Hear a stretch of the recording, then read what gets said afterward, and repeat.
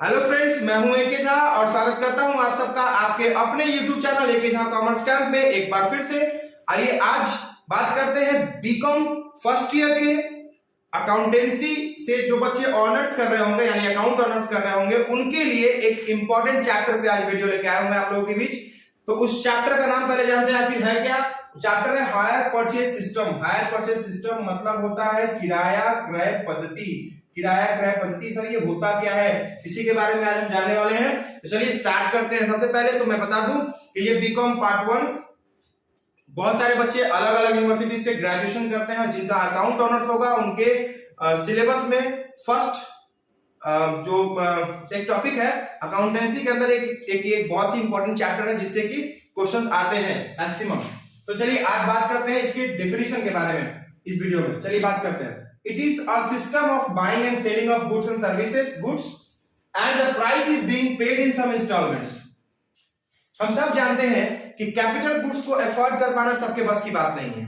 Capital goods को afford कर पाना सबके बस की बात नहीं है मतलब क्या ये कर सकते हैं, समझ सकते हैं कि जैसे आप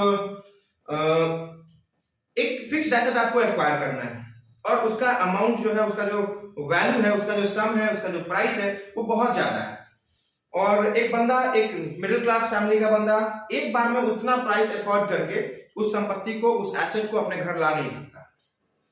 तो एक अलग तरह का परचेज का एक स्कीम, एक सिस्टम, एक डिफरेंट टाइप का जो परचेज का सिस्टम है वो यहाँ पे डेवलप किया गया है जिसको बोलते हैं हायर परचेज सिस्टम। हायर मतलब होता है किराया और परचेज मतलब होता है क्रय और सिस्टम मतलब होता है पद्धति, मतलब किराया क्रय पद्धति।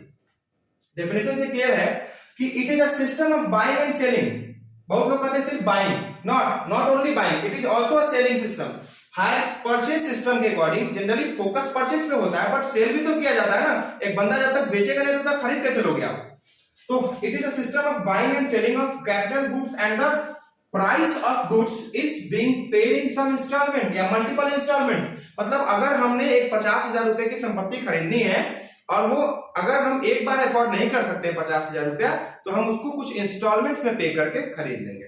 ठीक है। अब वो इंस्टॉलमेंट आप सब लोग को पता होगा कि जब इंस्टॉलमेंट में पे करेंगे, जब वन टाइम हम पेमेंट नहीं करते हैं तो हमें थोड़ा सा प्राइस ज्यादा चुकाना पड़ता है। तो उसके ऊपर भी बात करेंगे, अभी इसी वीडियो में हम लोग बात करेंगे। ठीक है। जो प्राइस हम नगद दे के खरीदते हैं उसको हम लोग बोलते हैं कैश प्राइस। अगर सेलर कहता है कि भैया 50,000 रुपया दे दो और सामान लेके चले जाओ, ठीक है, ये वन टाइम पेमेंट था, इसको हम लोग बोलते हैं सीपी, कैश प्राइस। क्या बोलते हैं? Cash price. दूसरा है इसी चीज को अगर हम एचपीपी के अकॉर्डिंग खरीदेंगे, हायर परचेज प्राइस जो होगा इसका वो क्या होगा, मान लीजिए कि इसका हायर परचेज प्राइस हो गया 55,000 रुपया। भैया 11,000 रुपए के 5 इंस्टॉलमेंट दे दो या 5,000 रुपए के 11 इंस्टॉलमेंट दे दो। मतलब ऐसा नहीं कि सिर्फ 11 इंस्टॉलमेंट से हो गए, 11 इंस्टॉलमेंट से हो गए, इसके बहुत सारे इंस्टॉलमेंट हो सकते हैं। लोग 2-2 साल तक इंस्टॉलमेंट पे करते हैं, 3-3 साल तक इंस्टॉलमेंट पे करते हैं। तो जैसे हायर परचेज सिस्टम में क्या है कि मतलब अगर हम हायर परचेज के अकॉर्डिंग जाते हैं तो सिंपल सी बात है कैश प्राइस से थोड़ा सा प्राइस बढ़ जाएगा जिसको हम लोग हायर परचेज प्राइस बोलते हैं। और इन दोनों के बीच का जो डिफरेंस होता है उसको हम लोग इंटरेस्ट के नाम से बुलाते हैं। तो इंटरेस्ट क्या हो जाएगा? 5,000 रुपीज। ठीक है, ये हो गया। अब ये ये हायर परचेज प्राइस जो होता है, चाहे जो इंस्टॉलमेंट का जो प्राइस होता है, ये आप मतलब किसके ऊपर डिपेंड करता है, कौन इसको फिक्स करता है? ये बायर और सेलर दोनों के म्यूचुअल अंडरस्टैंडिबिलिटी के ऊपर डिपेंड होता है। ठीक है। आप भी याद कीजिए, अगर आप में से कोई एक शोरूम में बाइक खरीदने जाता है, नॉर्मली लोग बाइक खरीदने जाते हैं शोरूम में, आजकल 50% लोग बाइक जो है, ये तो नहीं कहूंगा श्योर होके, बट 50% के अप्रोक्सीमेटली लोग ऐसे हैं जो ईएमआई पे ही बाइक खरीदते हैं। वन टाइम कुछ अमाउंट पे कर देते हैं, फिर उसको ईएमआई बनवा लेते हैं, साल भर का, 2 साल का, 3 साल का।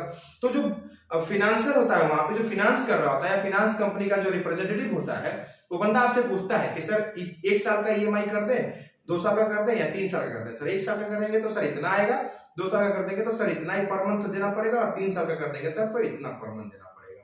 अब आपको जो ठीक लगता है, क्योंकि वो आपसी सहमति है, ठीक है, सेम स्कीम अलग दूसरे को भी सिखाता होगा, वो दूसरे तरीके से करता होगा, वही स्कीम किसी और के लिए किसी और तरीके से करता, तो कहीं ना कहीं वो डिफरेंस हो जाता है। अब आगे बात करते हैं।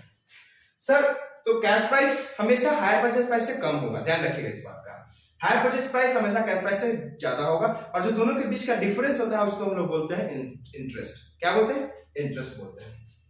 चलिए अब देखते हैं थोड़ा सा इसमें, the person who is buying is called the hirer और हायर परचेजर। जो पर्सन उस संपत्ति को खरीद रहा है उसे हम लोग हायरर बोलते हैं या हायर परचेजर बोलते हैं, सिंपल सी बात है। दूसरा, and the person who is selling is called the higher vendor. वो बंदा जो उस संपत्ति को सेल कर रहा होता है उसको हम लोग बोलते हैं हायर वेंडर। समझ में आ रही बात? बहुत अच्छा, आगे बढ़ते हैं। तो ये एक ऐसा सिस्टम है जिसमें वस्तुएं खरीदी और बेची जाती है और उसका प्राइस जो है वो इंस्टॉलमेंट में लिया जाता है या लिया जाता है। समझ में आई बात?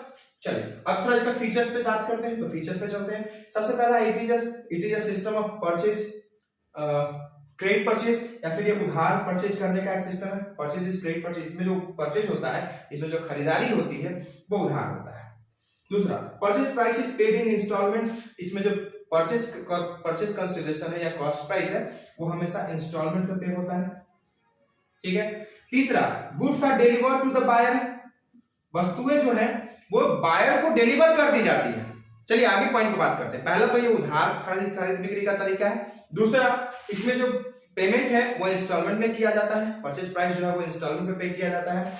तीसरा, इसमें जो गुड्स डिलीवर किया जाता है वो बायर को डिलीवर कर दिया जाता है कि भैया लीजिए आप इसको यूज कीजिए। इसका ये मतलब नहीं हुआ कि बायर ओनर हो गया। चलिए इसको आगे बात करते हैं। Buyer has a right to use these goods.